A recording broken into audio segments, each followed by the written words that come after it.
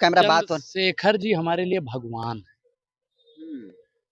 भगवान है आपके लिए? बिल्कुल, क्योंकि हमारे रामचरितमानस में लिखा हुआ है, धीरज धर्म मित्र और नारी आपातकाल परखियो चारी। चंद्रशेखर जी जब सांसद नहीं थे तब से हम उनके समर्थन का तो विरोध करते हैं, लेकिन बीजेपी के नेताओं के साथ जाकर गलभैया करते हैं।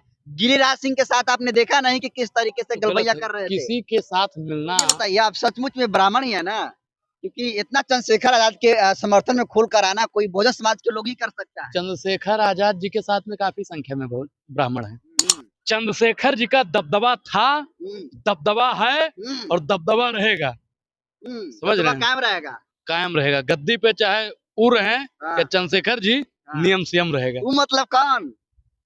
कोई भी रहे। बहन जी बहुत काबिल पत्रकार है कि गद्दी पे चाहे मायावती जी रहे या चंद्रशेखर जी, उत्तर प्रदेश में नियम संयम रहेगा, क्योंकि बहुजनों का दबदबा था, दबदबा है और दबदबा सदैव बना। मुझे उम्मीद है कि दो लोग ही जब बड़की गद्दी पर बैठेगा तभी जाति प्रथा पर सवाल उठाएगा और जाति प्रथा को खत्म करने की बात करेगा। एक हमारी बहन जी, एक हमारे भाई। बहन जी को मैं मसीहा मानता हूँ। बाबा साहब ने संविधान बनाया और हमारे उत्तर प्रदेश में दलितों को आज बोलने का अधिकार किसी ने दिया तो बहन कुमारी मायावती। दोस्तों, इन दिनों सोशल मीडिया पर एक वीडियो काफी तेजी से वायरल हो रही है। वायरल वीडियो में भीम आर्मी के चीफ और नगीना के सांसद चंद्रशेखर आजाद जी हैं, और जो कैमरे में आपको अभी देख रहे हैं शख्स, इनका नाम जो अनुराग ओझा है, ये है चंद्रशेखर आजाद। इनको कह रहे हैं कि तुम मेरे साथ फोटो खींच कर डाल देना, कोई तुम्हें छूने से पहले 4 बार सोचेगा। और क्या कुछ मुद्दा था, इसको लेकर हम इनसे जानने की कोशिश करेंगे। तो अनुराग ओझा जी कैसे हैं? मैं बहुत ठीक हूँ। क्या मामला था जिसमें चंद्रशेखर ने कहा कि तुम पर हमला करने से पहले कोई 4 बार सोचेगा, मेरा फोटो अपने साथ में खींच कर डाल देना? बीते कुछ दिन पहले पटना जंक्शन पर मेरे ऊपर हमला हुआ था। आजाद जी से बात हुई मेरी, उसके बाद में चंद्रशेखर जी यहाँ पे भी आए हुए थे। तो गर्दनी बाग में उनसे मुलाकात होती है तो वो कहते हैं कि सर्किट हाउस आ जाना, वही बातचीत करेंगे। फिर उनसे मुलाकात होती है, उनसे हम अपनी पूरी बात विस्तार से बताते हैं और उनका हम इंटरव्यू भी करते हैं। तो कहते हैं कि मेरे साथ फोटो अनुराग मेरा छोटा भाई है, अपनी टीम को बोलते हैं इसका ध्यान रखिएगा और मेरे साथ एक फोटो खींचकर डाल दीजिए, कोई हमला करने से पहले 4 बार सोचेगा। उसमें आप आगे भी कह रहे हैं कि अभी पटना में 10 दिन रहना है, कोई चाकू को घोंप दिया तो बोले कोई नहीं मारेगा, आशीर्वाद है हमारा। तो भरोसा है। तो चंद्रशेखर जी हमारे बड़े भाई हैं और बड़का भैया का आशीर्वाद सदैव हमारे ऊपर ऐसे ही बना रहे, यही ईश्वर से प्रार्थना है। तो और बहुत सारे तो संगठन है बिहार में, उनके पास क्यों नहीं गए? क्यों चंद्रशेखर के पास गए? देखिए, आवाज कौन उठाता है, मैंने ये रखता है। नरेंद्र मोदी से बड़ा इस समय किसी का संगठन नहीं है। बहुत मजबूत संगठन है। क्या वो दलितों की बात करते हैं? क्या वो सवर्ण समाज की बात करते हैं? क्या वो महिलाओं की बात करते हैं? क्या वो युवाओं की बात करते हैं? क्या वो श्रमिक भागीदारी की बात करते हैं? क्या वो किसान न्याय की बात करते हैं? नहीं। ये सब बात कौन करता है? नगीना के सांसद।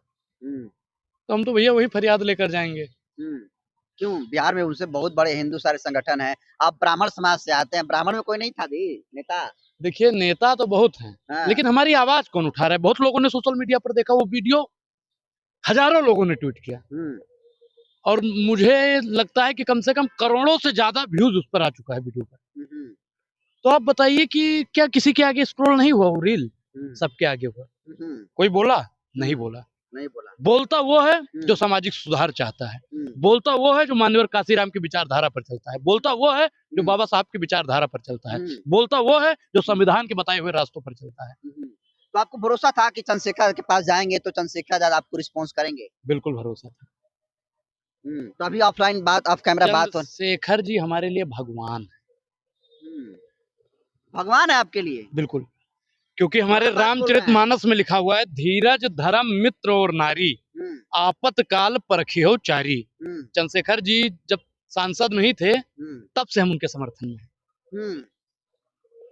तब से हम उनके समर्थन में हैं और चंद्रशेखर जी हमको जानते हैं व्यक्तिगत तौर पर भी। तो चंद्रशेखर आजाद अनुराग ओझा की नजर में भगवान है? बिल्कुल, मेरे लिए भगवान। भगवान कैसे हुए? जो हमारे विपत्ति में खड़ा है, सच्चा साथी वही है। और अगर आपका मित्र दुर्योधन है तो आपको रथ से उतर जाना चाहिए, नहीं तो कर्ण की तरह मारे जाएंगे। तो हमारे साथ तो भगवान श्री कृष्ण साक्षात चंद्रशेखर जी, मतलब कृष्ण की तरह हमारे रथ को चला रहे हैं। चंद्रशेखर पर आरोप ये भी लगता है कि चंद्रशेखर आजाद बीजेपी के बी टीम है, उनके नहीं, विरोधी नहीं। कहते हैं कि वो चंदू हैं। एक चीज बताएं भाई, चंद्रशेखर जी जितना सवाल पूछते हैं बीजेपी से कौन पूछता है? अगर बी टीम होते तो दलितों पर शोषण होता है तो चंद्रशेखर जी कहते कि यार छोड़ो, क्या आप बोले, रहने दो, टाल मटोल कर देते। लेकिन हर मुद्दे पर मुखर होकर चंद्रशेखर जी भारतीय जनता पार्टी का विरोध करते हैं। अभी वक्फ बोर्ड वाला ही देख लीजिए, चंद्रशेखर जी ने क्या कहा कि हम लोग सड़क पर भी करेंगे, और जैसे किसान आंदोलन के लिए सरकार को धूल चटाया था वैसे इसको भी धूल चटाना पड़ेगा।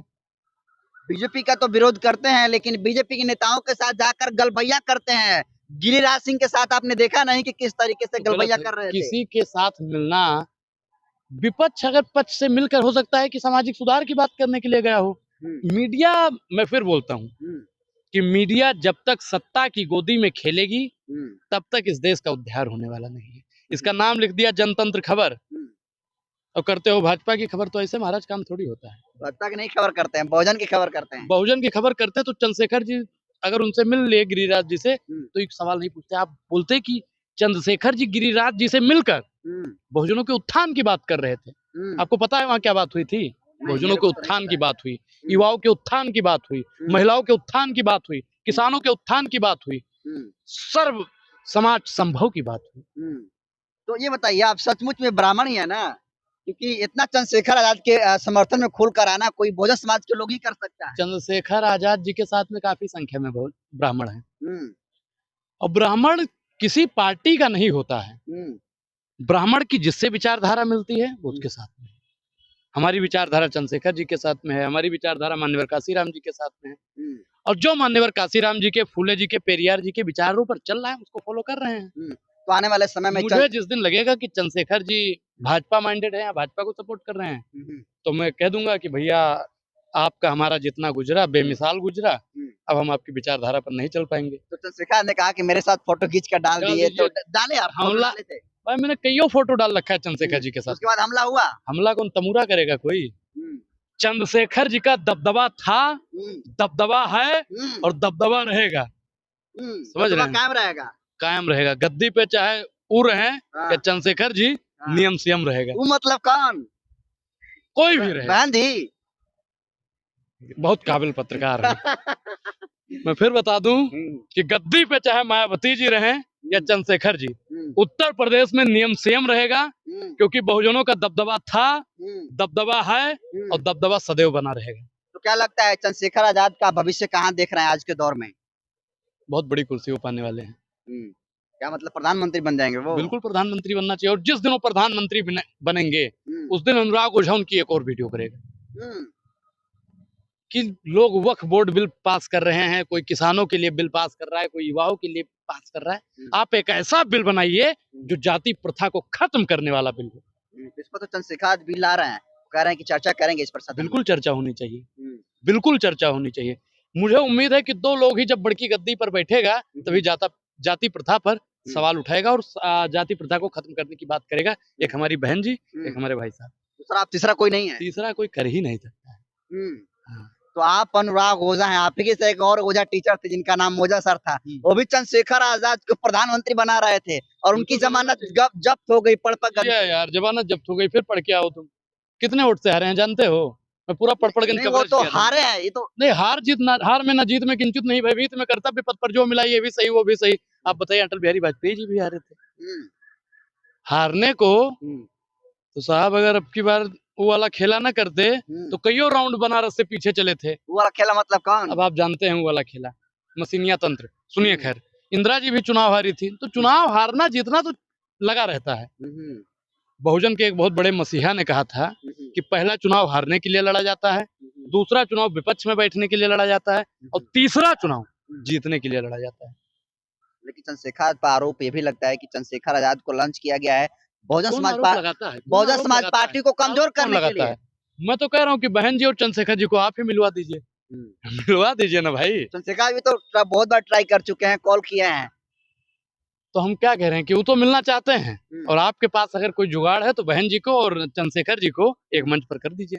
दिखावा है चंद्रशेखर का फोन लगाना स्टूडियो में, सहानुभूति बटोरने के लिए इस तरीके से। बताएं भाई, मैं बहुत खराब आदमी हूँ, मैं किसी के भी बारे में सुन सकता हूँ, लेकिन बहन जी के बारे में और चंद्रशेखर जी के बारे में अगर आप उल्टा सीधा बोलेंगे तो आपके लिए अच्छा नहीं होगा। आप चाहे किसी भी समाज के पत्रकार हों।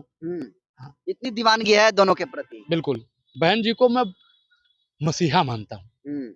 बाबा साहब ने संविधान बनाया और हमारे उत्तर प्रदेश में दलितों को आज बोलने का अधिकार किसी ने दिया तो बहन कुमारी मायावती जी ने। तो बहन जी के प्रति अनुराग ओझा कुछ सुन नहीं सकता। तो हमारे उत्तर प्रदेश में जाके किसी पेड़ से भी पूछ लेंगे ना तो वो भी मायावती जी के बारे में आपको बता देगा। पेड़ भी बता देगा बहन जी के बारे में। क्योंकि मायावती जी की जो हम व्याख्या बताने लगेंगे तो पत्थर भी आंसू बहाने लगेंगे। मायावती एक महान थी उत्तर प्रदेश के लिए और पूरे देश के लिए। वो आयरन लेडी थी और अभी भी वो दबदबा कायम है। दबदबा उनका था है और रहेगा। दबदबा कौन खत्म करेगा वो। लेकिन बहुत सारे लोग सवाल उठाते हैं कि पॉलिटिकल ग्राफ बहन जी का लगातार गिर रहा है। नहीं गिर रहा है। उसके पीछे का कारण है कि बहन जी ने कुछ ऐसे लोगों को अपनी पार्टी का मुखिया बना दिया जिससे बहुजन समाज, मुझे जहां तक मेरा राजनीतिक समझ है, जिससे बहुजन समाज नाराज हुआ। इसलिए बहन जी का ग्राफ थोड़ा बहुत गिरा और मैं फिर उम्मीद करता हूं और अपने बहुजन साथियों से फिर अपील करना चाहता हूं कि अगर आपकी आवाज सिर्फ और सिर्फ कोई उठा सकता है तो वो बहुजन नेता है। कोई सतीश मिश्रा आपकी आवाज नहीं उठाएगा। आप भी उसी कुल में से आते हैं। पूरा देखे बढ़ाए हुए हैं आप। मुझे बाबा साहब का संविधान ये भी रखने का आजादी देता है, ये भी रखने का आजादी देता है, गले में माला पहनने का आजादी देता है, रामचरितमानस पढ़ने का आजादी देता है, गीता पढ़ने का आजादी देता है, कुरान पढ़ने का आजादी देता है, हदीस पढ़ने का आजादी देता है, बाइबल पढ़ने का आजादी देता है, गुरु ग्रंथ पढ़ने का आजादी देता है, जय श्री राम बोलने का आजादी देता है, अल्लाह अकबर बोलने का आजादी देता है, जय भीम बोलने का आजादी देता है। और ये सब जो बोलने की आजादी देता है उस संविधान को भी हम जय बोलने का काम करते हैं। क्योंकि ये रुतबा मुझे तेरे संविधान से मिला है, ये सम्मान भी मुझे तेरे संविधान से मिला है। औरों को जो मिला होगा वो उनके मुकद्दर से मिला होगा, ये मुकद्दर भी मुझे बाबा साहब के संविधान से मिला है। आप प्योर बहुजनवादी हैं एकदम। मैं समाजवाद की विचारधारा पर चलता हूँ, बहुजन नायक के विचारों पर चलता हूँ और सदैव चलता रहूंगा। जिस दिन मुझे लगेगा कि मैं बहुजनों के विचारों पर नहीं चल पा रहा हूँ उस दिन मैं अपने घर पर बैठ जाऊंगा। उसी दिन मैं आके एक प्रेस कॉन्फ्रेंस करूंगा कि आज के बाद मैं कभी सोशल मीडिया पर नहीं दिखूंगा। तो चलिए देखिए, अनुराग ओझा थे, तमाम मुद्दे पर बातचीत हुई। आप किसको कैसे देखते हैं कमेंट कर दीजिए। बहुत बहुत धन्यवाद।